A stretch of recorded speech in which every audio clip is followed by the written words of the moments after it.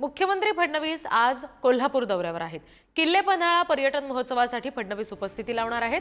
फडणवीसांच्या दौऱ्याविरोधात महाविकास आघाडीने मात्र आंदोलन करण्याचा इशारा दिलाय।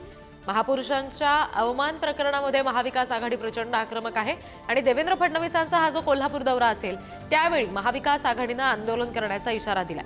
प्रशांत कोरटकर आणि राहुल सोलापूरकर यांच्या विरोधात कडक कारवाईची मागणी महाविकास आघाडीकडून सातत्याने केली जाते आणि आंदोलनाच्या पार्श्वभूमीवर पोलिसांनी मात्र महाविकास आघाडी पदाधिकाऱ्यांना नोटीस दिली आहे। आणखी तपशील घेऊया, प्रतिनिधी शेखर पाटील आपल्याशी जोडले गेलेत त्यांच्याकडून। शेखर, फडणवीसांच्या दौऱ्याचं कसं नियोजन आहे आणि दुसरी गोष्ट म्हणजे महाविकास आघाडीच्या पदाधिकाऱ्यांनी जी नोटीस दिली आहे ती नेमकी कशा संदर्भात आहे?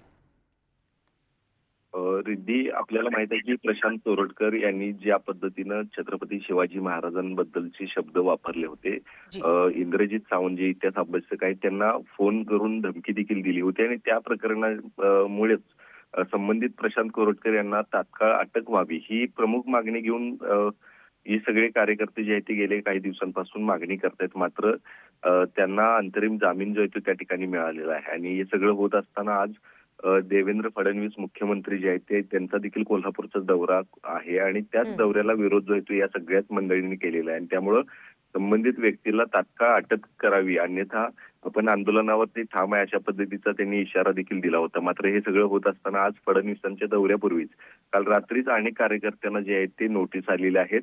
अशा पद्धतीनं कोल्हापूर जिल्ह्यामध्ये बंदी आदेश लागू आहेत आणि असा आदेश लागू असताना आंदोलन आपण जे आहे ते करू नये अशा पद्धतीचं नोटीसमध्ये सांगण्यात आलेले आहे। शिवाय आंदोलन जर आज केलं तर तुमच्या सर्वांवरतीच कारवाई जी आहे ती कायदेशीर करण्यात येईल अशा पद्धतीची नोटीस जी आहे ती सर्वांना प्राप्त झालेली। त्यामुळे निश्चितच आहे आज फडणवीसांचा कोल्हापूर जिल्ह्याचा दौरा आहे आणि दुसरीकडे इंडिया आघाडीकडून ही सगळी आंदोलन जे आहे ते होणार आहे। त्यामुळे निश्चितच आहे ह्या सगळ्या घडामोडी आजच्या दिवसभरातल्या कशा पद्धतीने असणार हे देखील पाहणं गरजेचं आहे। जी, त्यामुळे पुढचे जे काही तपशील असतील दिवसभरात फडणवीसांच्या दौऱ्याचे ते वेळोवेळी तुमच्याकडून घेऊ। तुर्तास धन्यवाद शेखर दिलेल्या माहितीसाठी।